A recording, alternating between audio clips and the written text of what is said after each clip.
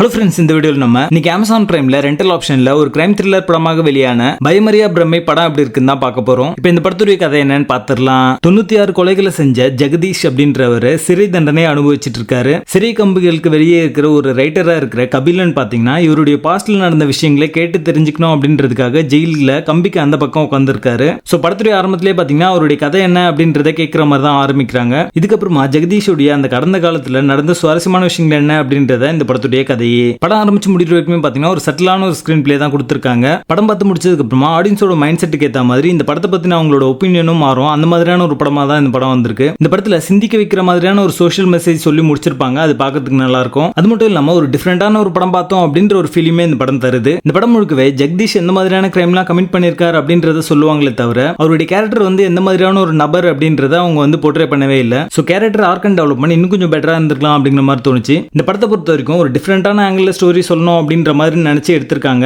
அதுல அவங்க சக்சீட் ஆயிருக்காங்க அப்படின்னே சொல்லலாம். இருந்தாலுமே ஒரு லீட் கேரக்டரை எஸ்டாப்ளிஷ் பண்ணாமே இந்த படத்தை எடுத்திருக்காங்க அப்படின்னு தான் சொல்லுவேன். படத்துடைய கான்செப்ட் நல்லா இருந்தாலுமே ஸ்கிரீன் பிளே இன்னும் கொஞ்சம் பெட்டரா இருந்திருக்கலாம் அப்படிங்கிற மாதிரி தோணுச்சு. படத்தில் நடிச்ச எல்லாருமே ஒரு நல்ல பெர்ஃபார்மன்ஸ் கொடுத்திருக்காங்க. படத்துடைய பேசிங் ஆவரேஜா இருக்கும். மொத்தத்தில் இது ஒரு one time watchable crime thriller படமாக வந்திருக்கு. படத்தில் அலர்ட் இருக்கு. இந்த படத்தை நீங்க ஃபேமிலியோட பார்க்காதீங்க. பயமரியா பிரம்மை படத்துக்கு எங்களோட ரேட்டிங் 5 out of 10.